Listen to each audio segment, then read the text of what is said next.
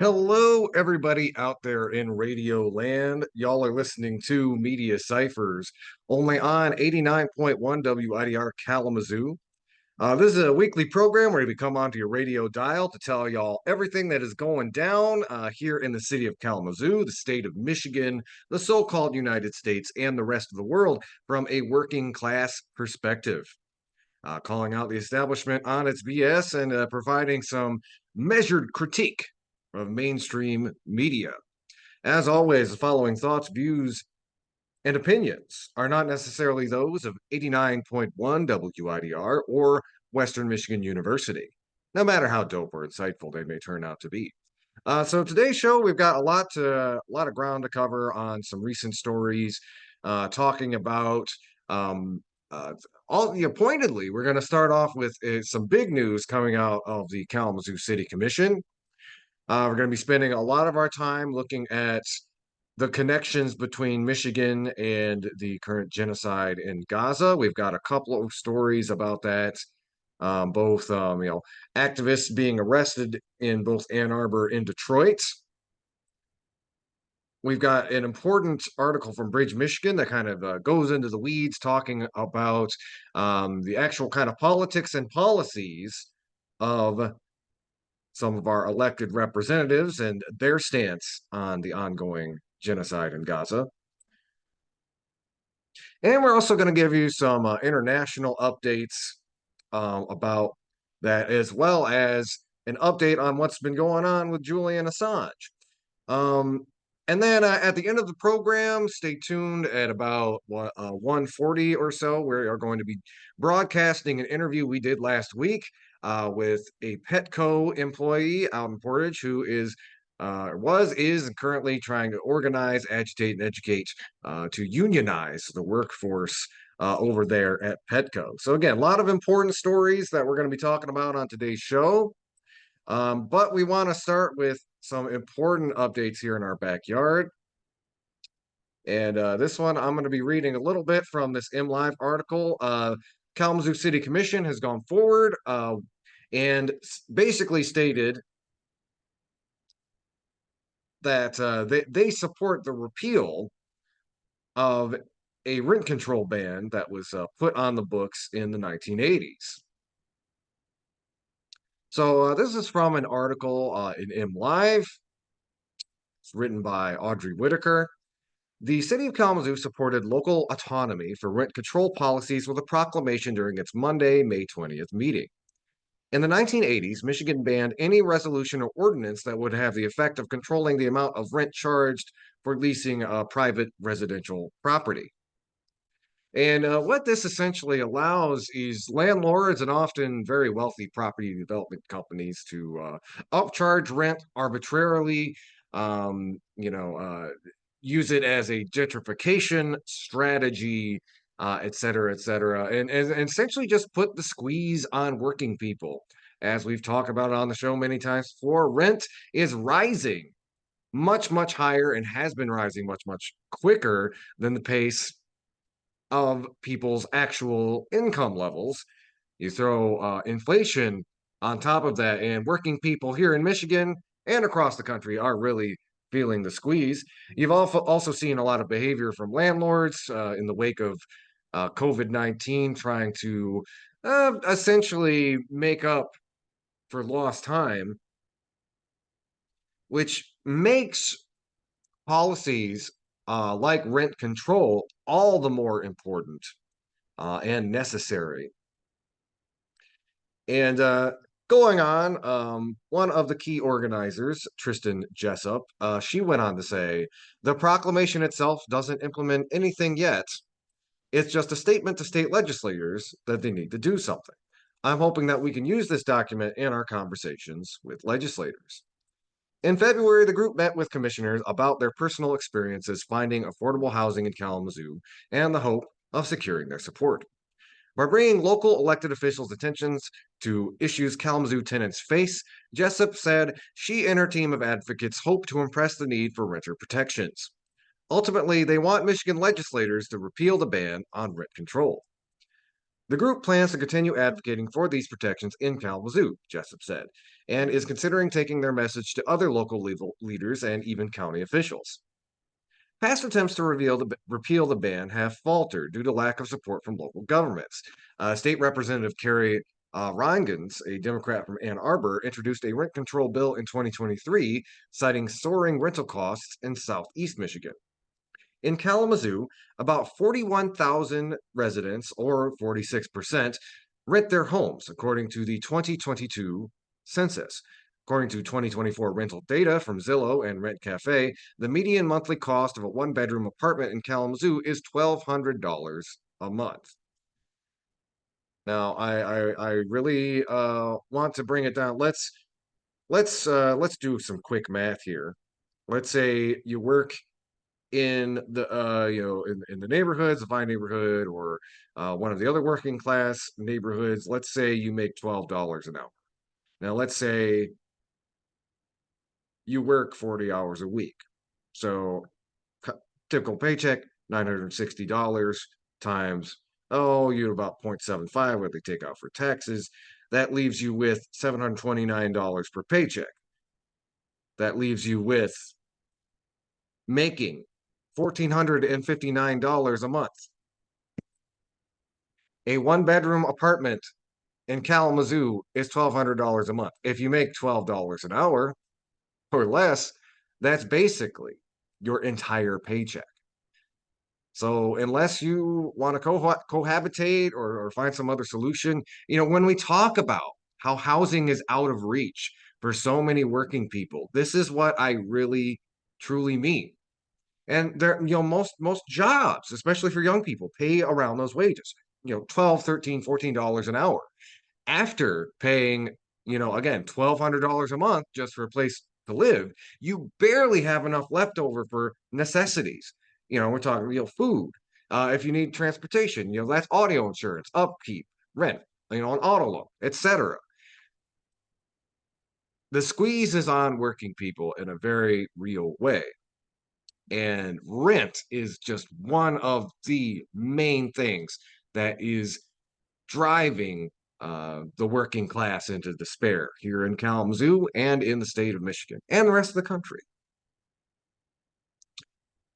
As the article goes on to say, a person living in Kalamazoo who earns $10.33 an hour must work 100 hours a week to avoid spending more than 30% of their income on rent alone, according to the city's proclamation.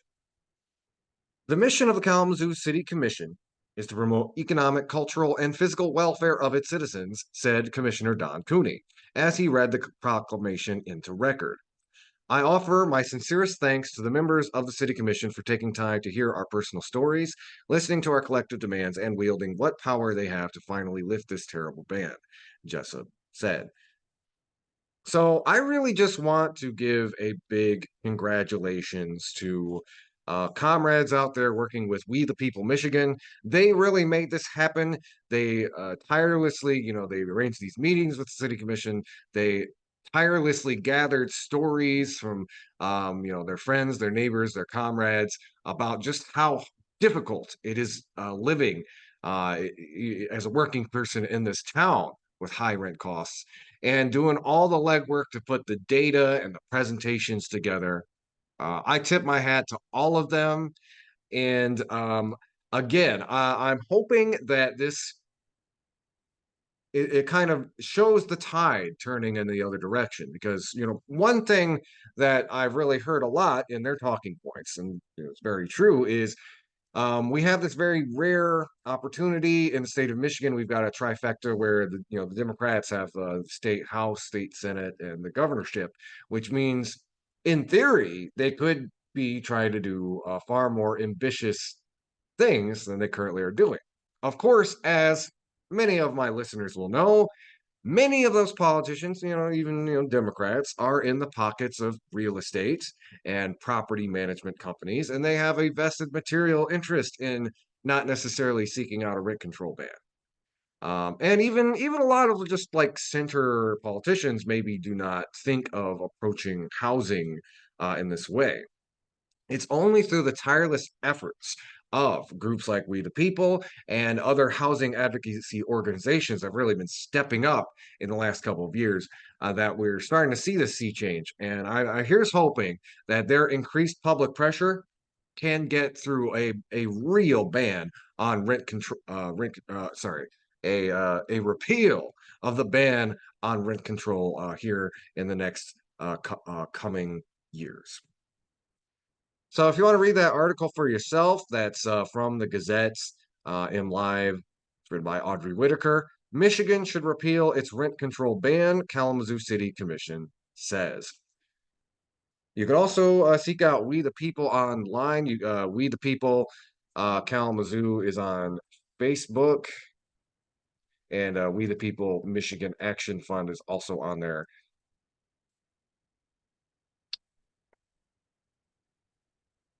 Keep your dial locked. We are just at the beginning of the show. We got a lot topics to keep on talking about. Quick reminder, everybody. You can find us online, Media Cyphers. We're on Facebook.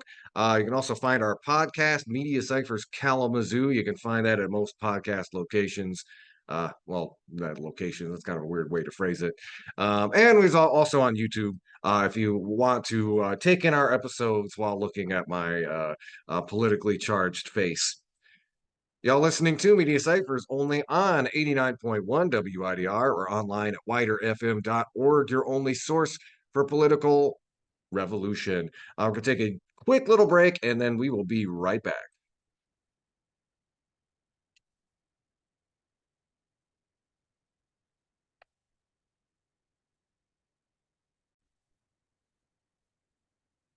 Hello, everybody. We are back. This is Media Cyphers only on 89.1 WIDR or online at widerfm.org.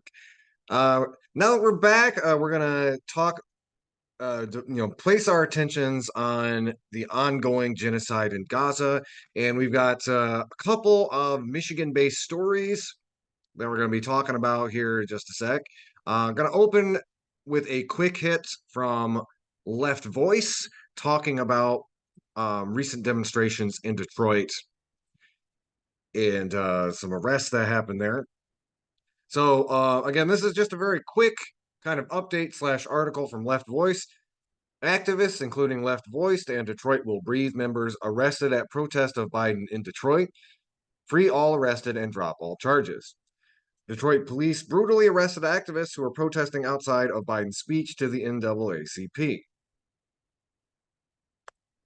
Detroit police arrested protesters, including members of Left Voice and Detroit Will Breathe, at a demonstration outside of Genocide Joe Biden's speech at the NAACP dinner.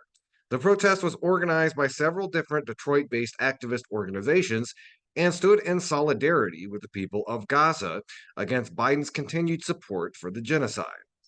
In typical brutal fashion, the police seemingly targeted people as they were leaving the protest and even tased Lloyd Simpson, a member of Detroit Will Breathe. The total number of people arrested is still being determined, as are what charges, if any, will be leveled. At least 2 Detroit Will Breathe organizers, Simpson and Matt Hollerbach, are still being held and are potentially being given felony charges. These arrests are part of an ongoing crackdown of pro-Palestine protests happening across the country, showcased in the brutal repression of Gaza solidarity encampments. The line of the regime is clearly to force the movement off the streets with targeted and arbitrary arrests, heavy charges, such as the felony charges potentially faced by Simpson and Hollerbach, and that some participants in encampments, such as the City University of New York, are facing, and increased brutality in how protesters are arrested. The arrests seen in Detroit on May 19th and the repression around the country are an attack on our basic right to protest and an attempt to silence dissent ahead of the presidential election.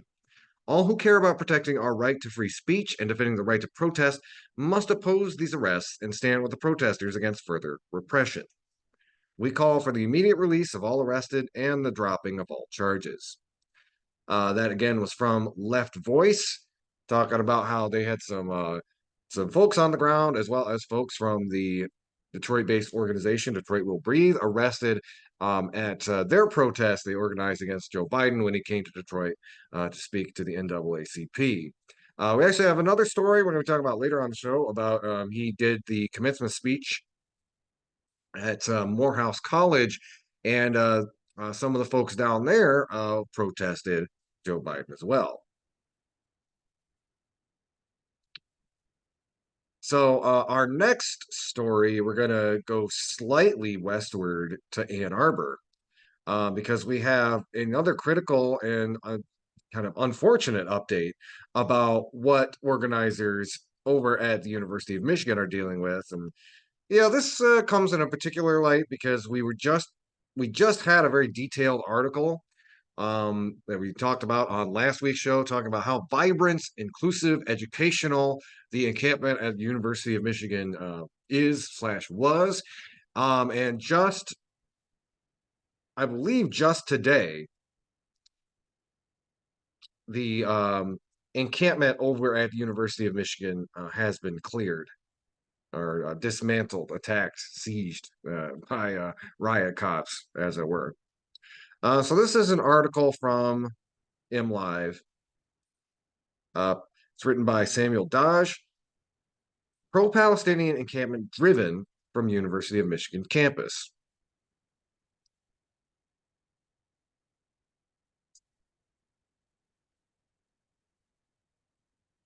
The pro-Palestinian encampment was cleared early Tuesday morning, that is today, on the University of Michigan Diag.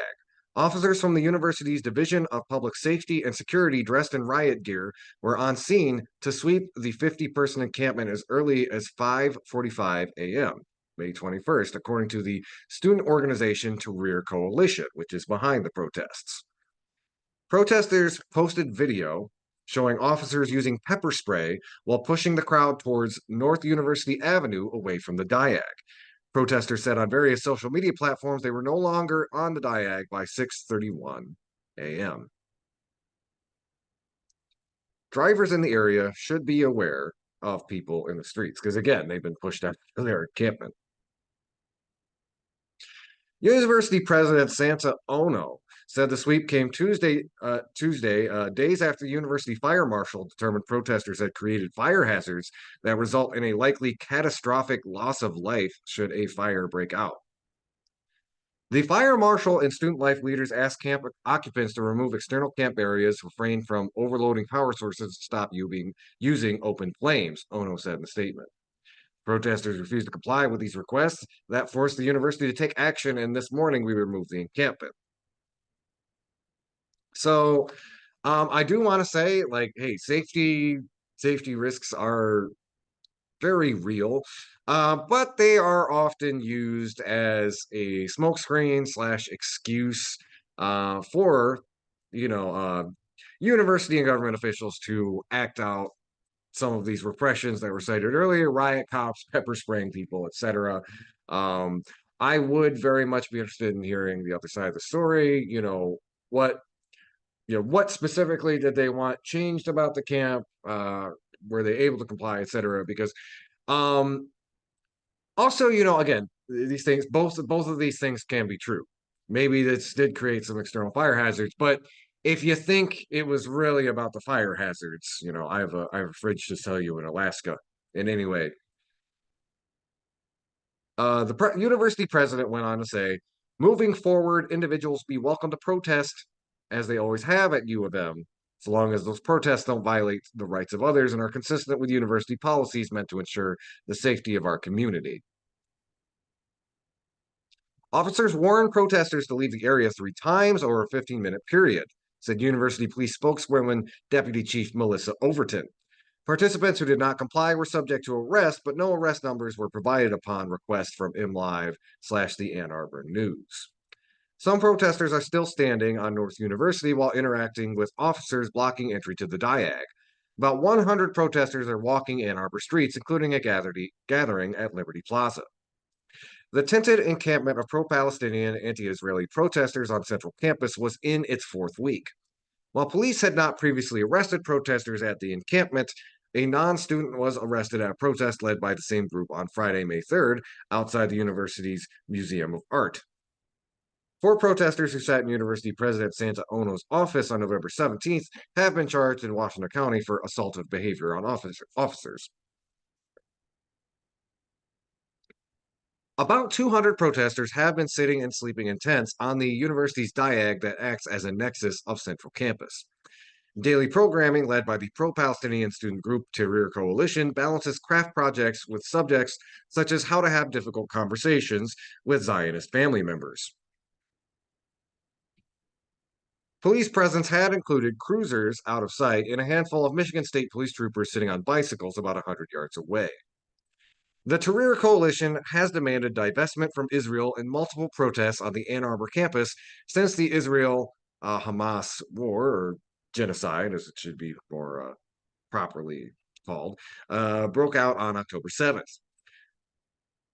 More than 34,500 people have been killed in Gaza, according to the territory's health ministry. Though the Associated Press reports the toll does not differentiate between civilians and combatants. The police sweep of the encampment comes just 2 days before Ono was set to testify to Congress on Gaza encampments at U.S. universities. He will submit a transcribed interview to the U.S. House Committee. So again, if you want to read that article for yourself, that is on MLives, written by Samuel Dodge, pro-Palestinian encampment driven from University of Michigan campus. All right, we're going to take another quick little break. Y'all are listening to Media Cyphers only on 89.1 WIDR or online at widerfm.org. You can also find us on YouTube and our Media Cyphers Kalamazoo podcast. You can find that on most podcasting apps. Keep your dial locked. We will be right back. This is Media Cyphers, your only source for political revolution.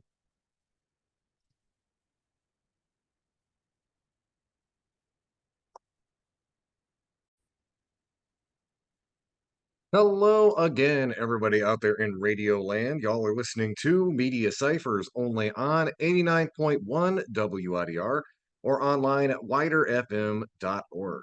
So this next piece I want to bring to you comes to us from Bridge, Michigan, and it's staying on this topic of what is going on in Gaza.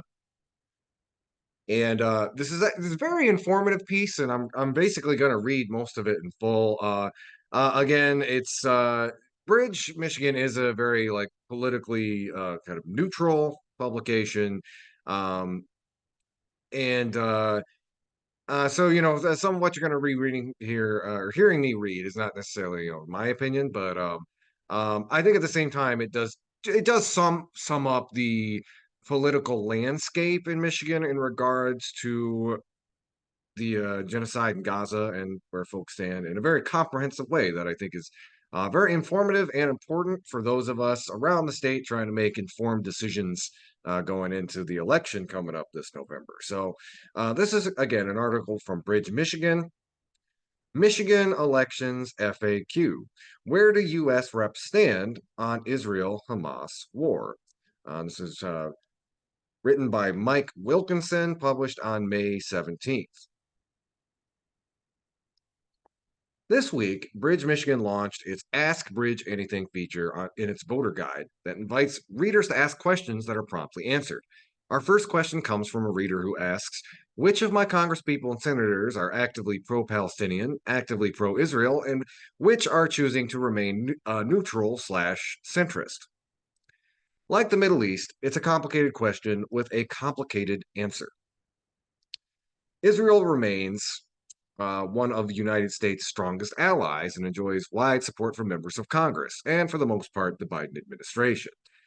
Again, even so far as, and I might bring this up in a minute, Joe Biden's gone out of his way to decry the International Criminal Court for, sending out those indictments against, and again, very even-handed, both people, people in the Israeli government as well as people who are involved in the Hamas leadership. But just all this puff and blow about like, oh, this is a terrible city, blah blah blah, and it's like,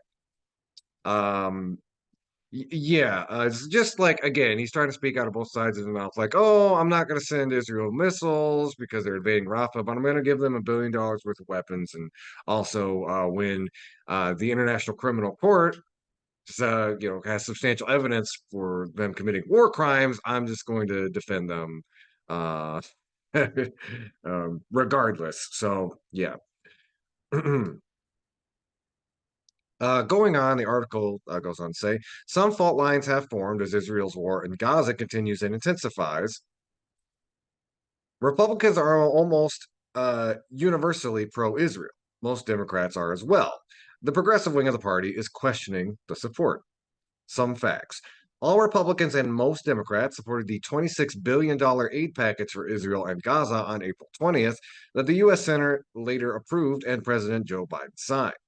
The package includes $17 billion for Israel, including $4 billion to replenish its missile defense systems. Another $9 billion would go to provide humanitarian aid to Gaza, which, as we've also alluded to in earlier stories, settlers are actively trying to sabotage. Israeli settlers are actively trying to sabotage that aid before it can get into Gaza and Rafah by setting fire to trucks, beating up truck drivers, etc. Two U.S. representatives from Michigan, Dan Kildee of Flint Township and Rashida Tlaib of Detroit, voted against the package. All states' Republican representatives also supported an October 11th censure of Tlaib over her comments after the October 7th attack. All Michigan Democrats opposed the measure. Tlaib has said Israel is an apartheid state and condemned Israel for the scope of its Gaza attacks that are blamed uh, on an estimated 35,000 deaths in Gaza, including an estimated 7,800 children, which is absolutely 100% correct. Um, it goes on to talk about how a Representative Jack Berman from Watersmeet again tried to smear Tlaib as having a long-standing history of anti-Semitic and racist rhetoric toward Israel.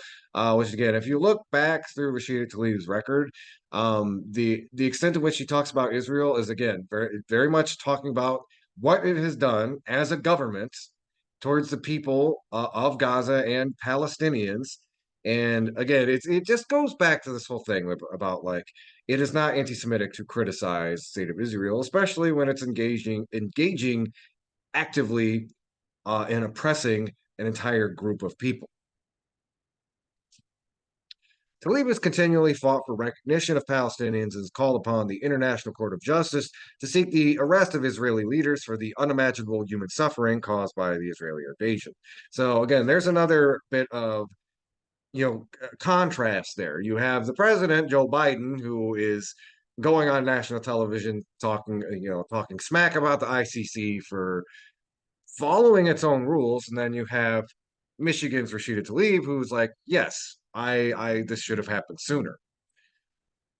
As Tlaib said in a statement, there is nowhere safe in Gaza.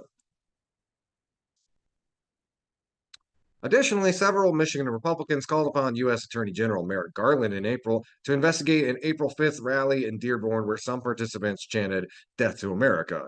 Organizers of the rally denounced the chants. Here are the views of members of Congress. Both U.S. senators, that's Debbie Stabenow and Gary Peters, supported the aid package for Israel and Gaza and have acknowledged their support for Israel while calling for the protection of innocent civilians in Gaza.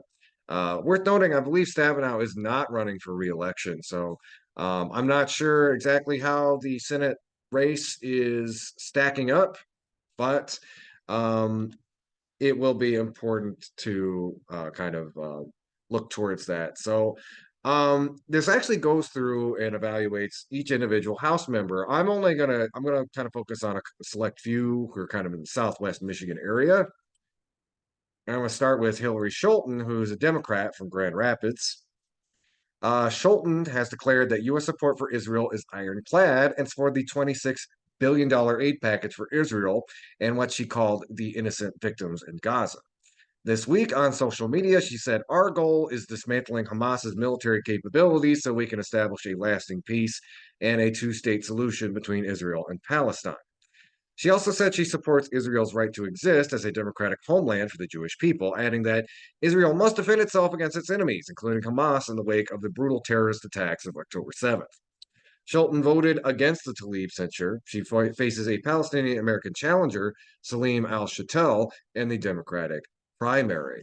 It is also worth noting, and I should say this, that in wake of the ICC, sending these indictments to both Hamas and the Israeli government, Netanyahu basically compared it to Nazi Germany, which is, if you look at what the Israeli government is actually doing, it's kind of a laugh and a half.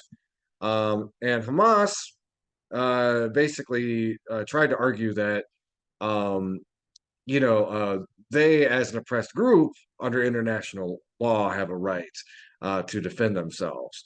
Again, it goes into some tricky stuff, but also, I'd say that does not necessarily say that you can, also attack civilians. Now, granted, I know there's some discourse around, are a lot of the, IDF trained quote unquote civilians and settlers in Israel, they fall under that rubric.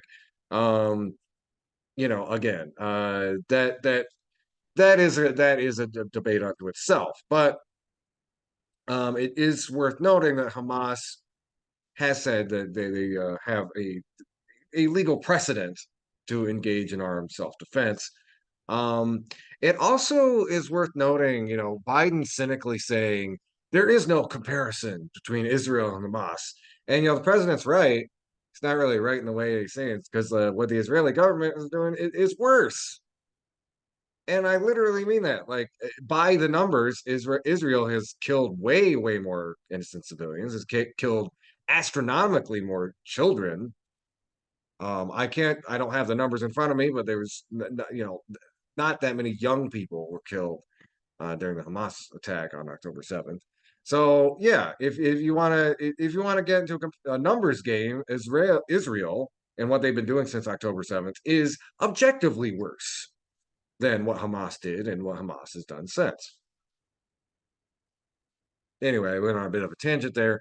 This one is particularly important. I'm about to talk about this is the House representative in our district, Bill Huizenga, who, again, we talk about this on the show.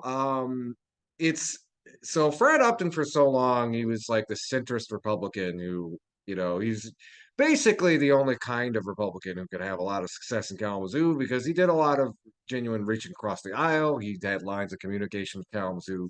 Not that I'm trying to compliment the guy too well. His policies were atrocious, but he wasn't the pro-Trump firebrand that Bill Huizenga is, and he kind of just he essentially won that election by default. The Democratic challenger in that election, Joseph Alfonso, who's running again this year, did the rest of the party in the fourth district really didn't needed to organize better. They weren't organized behind him as a candidate. I'm hoping him, if he wins this time, he can pull a better campaign against Huizenga, because he really just does not absolutely, if Fred Upton, again, was polite enough to be in Kalamazoo or represent Kalamazoo, this guy just ain't.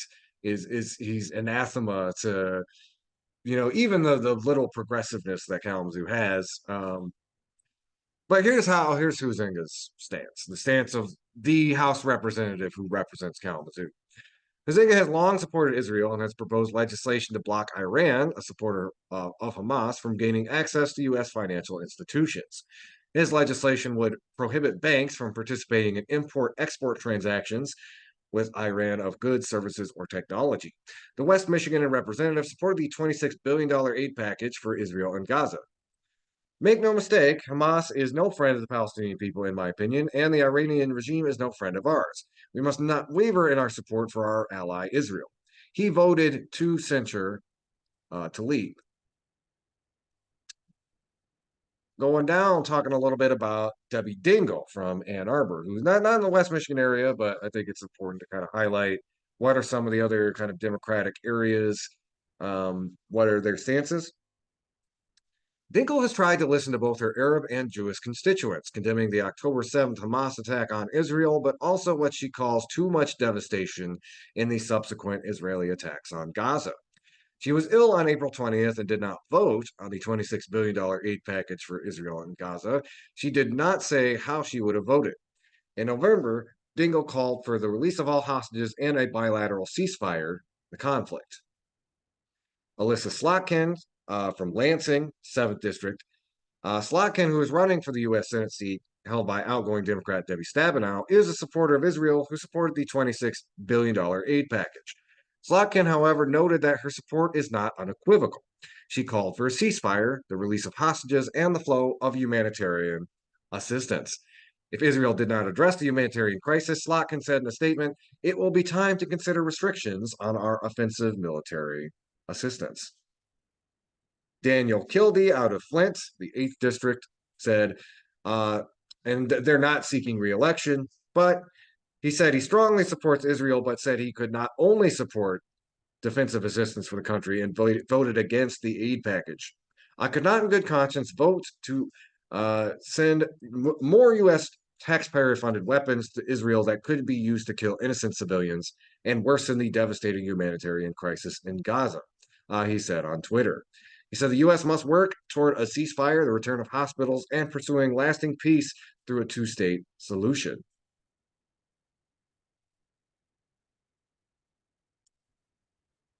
Rashida Tlaib out of Detroit. We've already described a little bit of it, but she's probably been the most outspoken person, who's also, of course, Palestinian American. Tlaib, the first Palestinian American woman in Congress, born in Detroit to Palestinian immigrants, voted against the $26 billion aid package for Israel and Gaza. She recently called for the arrest of Israeli Prime Minister Benjamin Netanyahu and other Israeli officials to finally hold them accountable for this genocide following the attacks on Rafah in Gaza. Apparently, the International Criminal Court agrees with her, just to put a fine point on it. Along largely partisan lines, Tlaib was censured for promoting false narratives regarding the October 7th attack. Spoiler alert, she did not. That's just, again, that kind of political doublespeak for this person said something we don't like, especially against the financial interests that back us. Anyway, it passed 234 to 188 with 22 Democrats in support and 4 Republicans in opposition. This week, she said the Israeli government is still trying to erase an entire people. Sri Thanadar, who's from the 13th District of Detroit, they voted for the aid package, and they've backed the U.S.-Israeli relationship and the Ebrahim Accords of 2020 that announced the opening of official diplomacy between Israel and Bahrain and the United Arab Emirates. Thanadar joined other Michigan leaders on October 9th at a synagogue in support of Israel after the October 7th attacks. In February, he called for a ceasefire, but only if Hamas released all hostages and dismantled its military infrastructure. Israel has a right to defend itself, and the Israeli people deserve to live without terrorism or harm. The Palestinian people also deserve self-determination and security. However, we cannot achieve long-lasting peace and security in the region with Hamas, Thanadar said. Thanadar has taken heat for his stance from pro-Palestinian activists. In December, activists disrupted a holiday party he hosted. In May, a community center bearing his name was vandalized with pro-Palestinian graffiti. Anyway, if you want to look this up yourself, again, it's really helpful wherever you are in the state, kind of figuring out how your reps approach this issue. You can find that at Bridge, Michigan. Michigan Election Facts, where do U.S. reps stand on Israel-Hamas war? It was written by Mike Wilkinson and published on May 17th. We will be back in just a moment. We're going to be staying on this topic, but we're going to be kind of broadening out to some international coverage of the latest news on the genocide in Gaza. Y'all listening to... Oh, actually, you know what? We do have a bit, a national bit here about how folks from Morehouse College responded to Joe Biden and his commencement speech down there. Y'all listening to Media Cyphers only on 89.1 WIDR or online at widerfm.org. You can also find us online. We have a YouTube page. You can also find us on Facebook. And you can find the Media Cyphers Kalamazoo podcast on most podcasting apps. Keep it down locked. This is Media Cyphers, your only source for political revolution.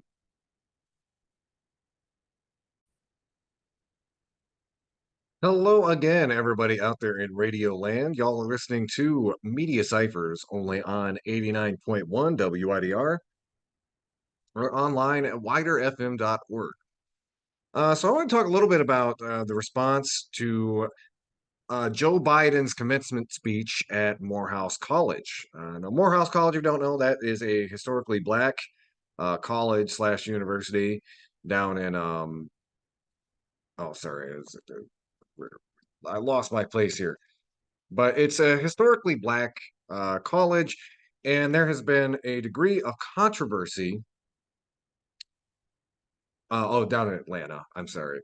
There's been a degree of controversy around Biden coming in to speak because, again, of the opposition to his genocide in Gaza. And there's been a lot, even a lot of mainstream media coverage of how Morehouse students have been pushing back against having Biden speak on campus, particularly as he's really just been supporting what Israel has been doing.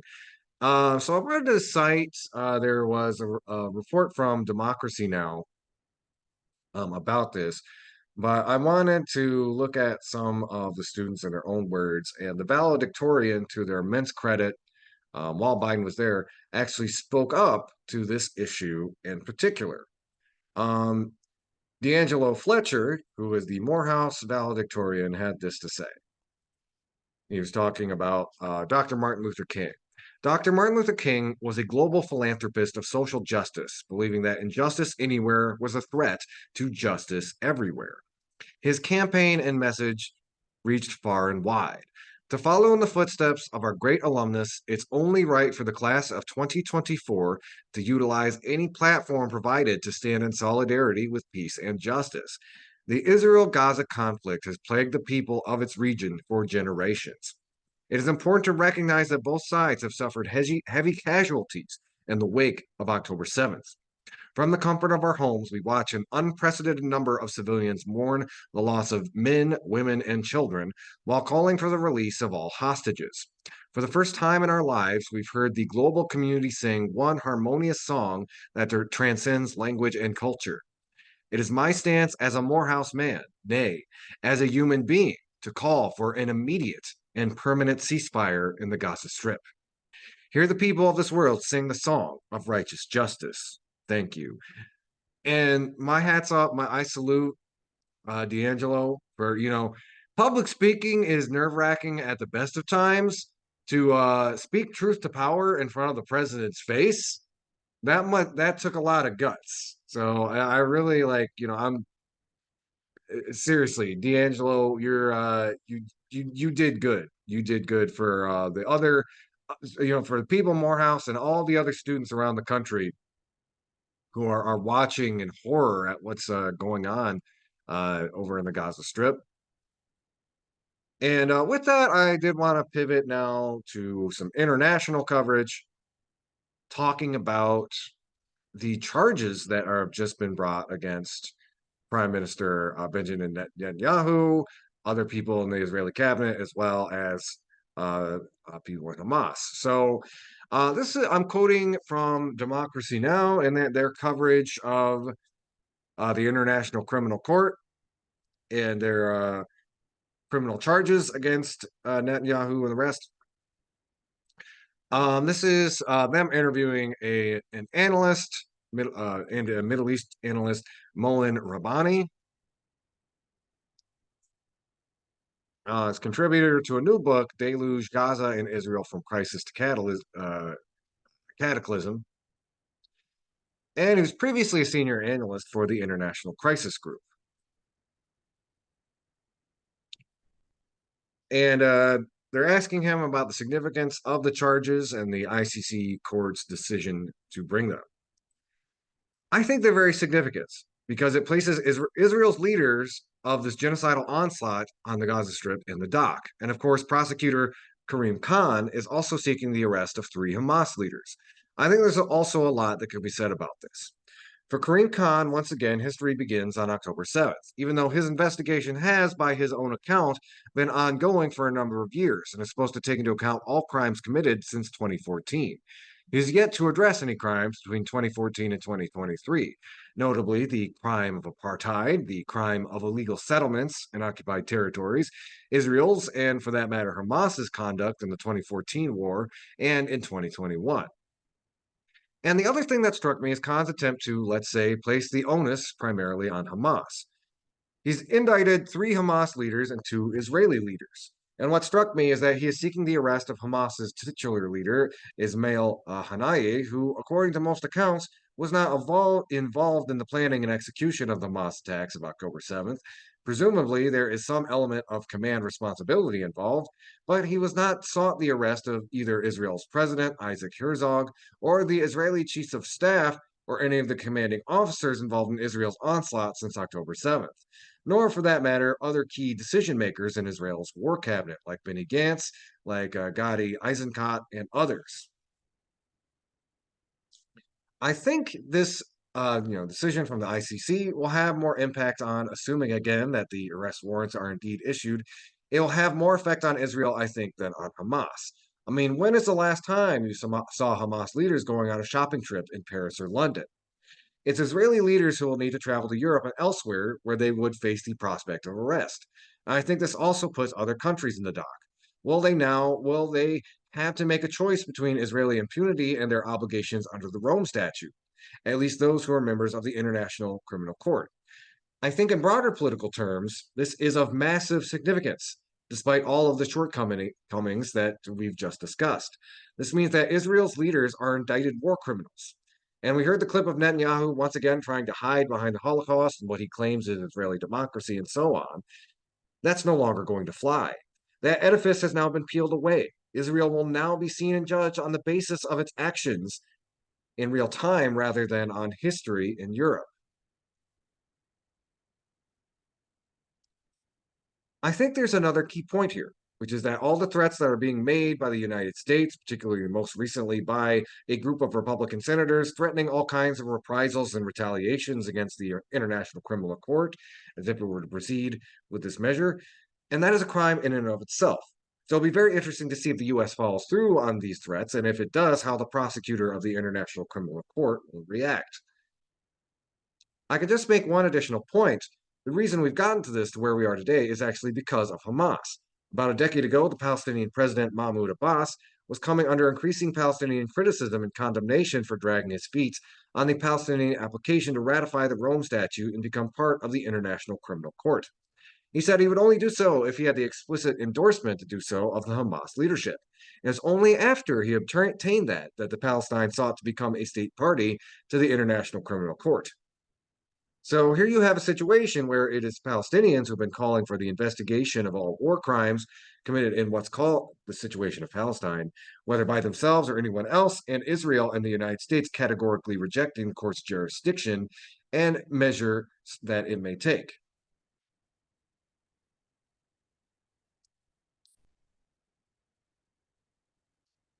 And Moment makes this very incisive point that I think is really worth hitting on here, talking about how Western countries are usually not prosecuted under the ICC.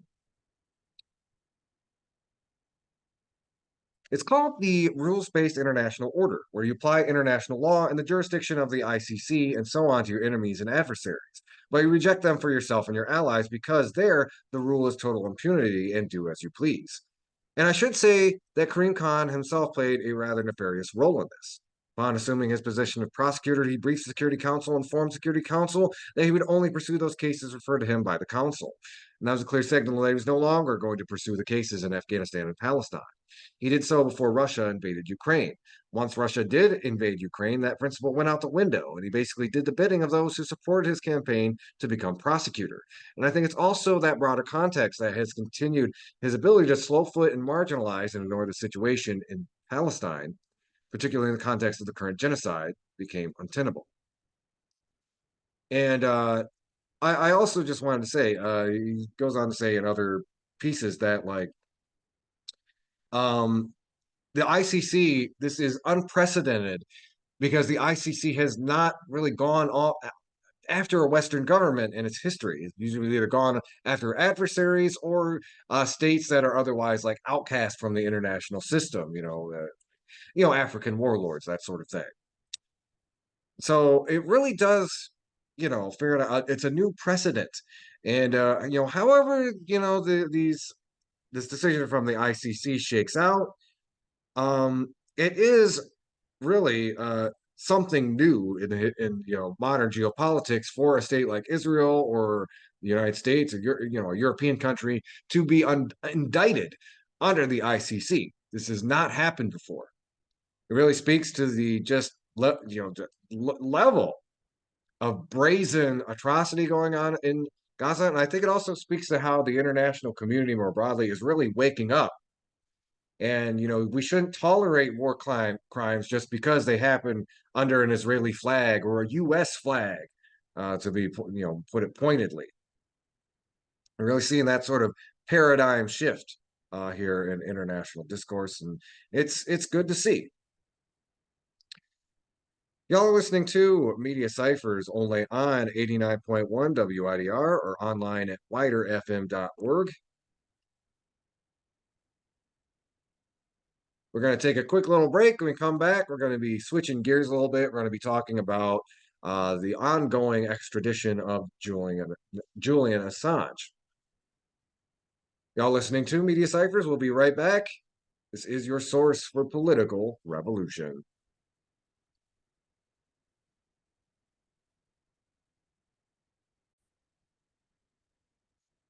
Hello, everybody out there in Radio Land. Y'all are listening to Media Cyphers only on 89.1 WIDR or online at widerfm.org. Got a couple more articles for you, and then we're going to be pivoting to an interview we did last week with a worker/organizer over at Petco in Portage about unionizing their workplace. I want to give you an update about the latest on the trial of Julian Assange. Got some good news, actually. UK High Court rules Julian Assange can appeal U.S. Extradition. It's published from Common Dreams by Olivia Roseanne on May 20th. WikiLeaks founder Julian Assange may appeal an extradition order to the U.S., the UK High Court ruled on Monday. The 52-year-old Assange faces 17 charges of espionage and one charge of computer misuse due to WikiLeaks' publication of classified U.S. documents nearly 15 years ago. He has spent the last 5 years fighting extradition in London's high-security Belmarsh prison. The High Court's decision is a rare piece of positive news for Julian Assange and all defenders of press freedom, Amnesty International legal advisor Simon Crowther said in response to the decision. The High Court has rightly concluded that if extradited to the USA, Assange will be at risk of serious abuse, including prolonged solitary confinement, which would violate the prohibition on torture or other ill treatment. The charges against Assange stem from WikiLeaks publications that revealed U.S. and UK war crimes in Iraq and Afghanistan. U.S. prosecutors argue that Assange persuaded and facilitated U.S. Army intelligence analyst Chelsea Manning into stealing classified documents that contained proof of these crimes, while Assange's lawyers maintain that he acted as a journalist and should be protected as one. Sorry, he shouldn't be prosecuted. That's kind of the whole point. Anyway. Under the legal theory the government relies on in the indictment, any journalist could be convicted of violating the Espionage Act for obtaining or receiving national defense information from a source, communicating with a source to encourage them to provide national defense information, or publishing national defense information at all. And it acts journalists engage in every single day, the Freedom of the Press Foundation warned in a statement. In March, the UK's High Court delayed Assange's extradition until the Biden administration could provide certain assurances, including that Assange would be protected under the First Amendment and that he would not face the death penalty.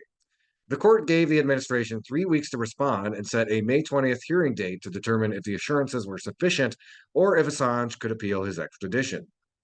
During Monday's hearing, Assange's lawyers argued that the administration's assurances were blatantly inadequate, according to the Associated Press. While Assange's legal team accepted the assurance that the U.S. would not seek the death penalty as an unambiguous executive promise, they did not accept the U.S. response to whether or not Assange would be granted the same First Amendment rights as a U.S. citizen. As The Guardian reported, Edward Fitzgerald, representing Assange, said problems surrounding the assurances by the U.S. were multifold, and they did not rule out the possibility of a U.S. court ruling that the WikiLeaks founder, as a foreigner, was not entitled to First Amendment rights. The assurance was not that Assange could rely on First Amendment rights, but merely that he can seek to raise them, Fitzgerald said. In response to these arguments, High Court judges Victoria Sharp and Jeremy Johnson determined that Assange could appeal his extradition. WikiLeaks editor-in-chief Kristen Hranfason said, sorry, that's like this is a Scandinavian last name, it's hard to pronounce, said the ruling was finally a glimmer of hope for Assange. The WikiLeaks founder's wife, Stella Assange, said the U.S. had put lipstick on a pig, but the judges did not buy it, according to Associated Press. As a family, we are relieved, but how long can this go on, she asked. This case is shameful and has taken an enormous toll on Julian. FPF Deputy Director of Advocacy Caitlin Vogus said the group welcomed the decision and urged the court to deny the extradition request. But better yet, the Biden administration can and should end this case now, Vogus continued. If U.S. President Joe Biden continues to pursue the Assange prosecution, he risks creating a precedent that could be used against any reporter who exposes government secrets, even if they reveal official crimes. If the Biden administration cares about press freedom, it must drop the Assange case immediately. Again, if you want to read the full article, that is from Olivia Rosane. It was for Common Dreams. UK High Court rules Julian Assange can't appeal U.S. extradition.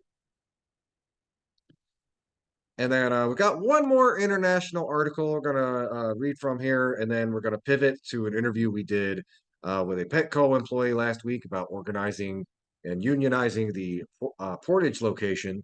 But I thought it'd be important to leave off with some important context about a recent death of the Iranian president that just happened yesterday.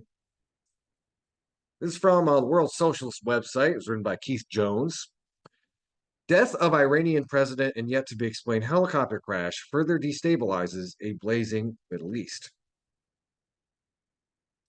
Iran's President Ebrahim Raisi and Foreign Minister Hossein Amir Abdullahian were among 8 people killed in a Sunday afternoon helicopter crash in northwest Iran. Their deaths are a further destabilizing element in a Middle East already set ablaze by Israel's imperialist imperialist-backed genocide against the Palestinians of Gaza and decades of U.S.-instigated wars aimed at establishing Washington's unbridled hegemony over the energy-rich region. Raisi, Iran's president since 2021, and Amir Abdullahian were returning from a brief visit to Azerbaijan when their helicopter went down in a mountainous, heavily forested region some 55 kilometers from their destination, Tabriz. Due to the inhospitable terrain, inclement weather, and the helicopter's lack of a functioning emergency signal, rescuers only reached the crash site as dawn broke on Monday. Iranian state television has attributed the crash to an as-of-yet undetermined technical failure. The 2 other helicopters that returned from Azerbaijan, along with that bearing the Iranian president, did so without incident. The Chief of Staff of Iran's Armed Forces, Major General Mohammad Hussein Bagheri, was named a high-level committee of military and aeronautic experts to carry out an on-site investigation of the crash. Since the disappearance of Raisi's helicopter, Iranian authorities have sought to project a sense of stability and calm. They referred to the crash as an incident, but have not suggested that it's anything other than a terrible mishap. The weather, as had been forecast, was blustery, with the mountains that the 3 helicopter convoy were supposed to traverse covered in dense fog. The downed helicopter was a U.S.-manufactured 2-blade Bell 212, dating from before the 1979 revolution that overthrew the despotic U.S.-backed regime of Shah Reza Pahlavi. For decades, punishing U.S. sanctions have prevented Iran from access to Western-made aircraft, whether commercial or military, or to spare parts. In an interview with Iranian state television, former Foreign Minister Mohammad Javad Zarif said the U.S. and its economic sanctions which under George W. Bush, Obama, Trump, and now Biden have expanded to effectively deny Iran access to virtually all goods and technologies, including medical equipment and drugs, bear responsibility for the crash. One of the culprits behind yesterday's tragedy is the United States, because of its sanctions that bar Iran from procuring essential aviation parts. From the little that is currently known, it cannot be excluded that the crash that killed Raisi and Amir Abdullahian was an act of sabotage orchestrated by a dissident faction of the Islamic Republic's ruling elite, or, as is more likely, Israeli intelligence or the CIA. The Iranian investigation is at this point only hours old, as the first half day was given over to a desperate search for the crash site and any survivors. Ultimately, the downed helicopter was located with the assistance of Turkish surveillance drones.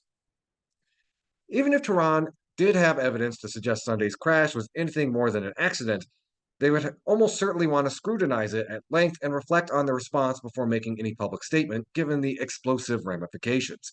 Indeed, it cannot be excluded that their first impulse would be to cover up an assassination carried out through sabotage so as to not lay bare a catastrophic security failure that would undermine the regime and compel it to forcefully respond. Both Israel and the U.S. have carried out brazen and patently illegal assassinations of Iranian officials in recent years.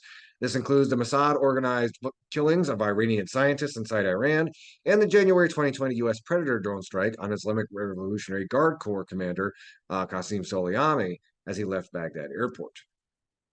On April 1st, Israel dramatically upped the ante in its shadow war with Iran when it killed 3 senior IRGC commanders in a strike on the Iranian embassy in Damascus. Iran responded 12 days later with its first ever direct attack on Israel. However, its drone and missile strike was telegraphed well in advance on the calculation that a U.S. defended Israel would counter it and further escalation could be avoided. The assassination of Iran's president would be tantamount to a declaration of war, but given the crisis of the far-right Netanyahu regime and the Zionist state, it cannot be ruled out a priori.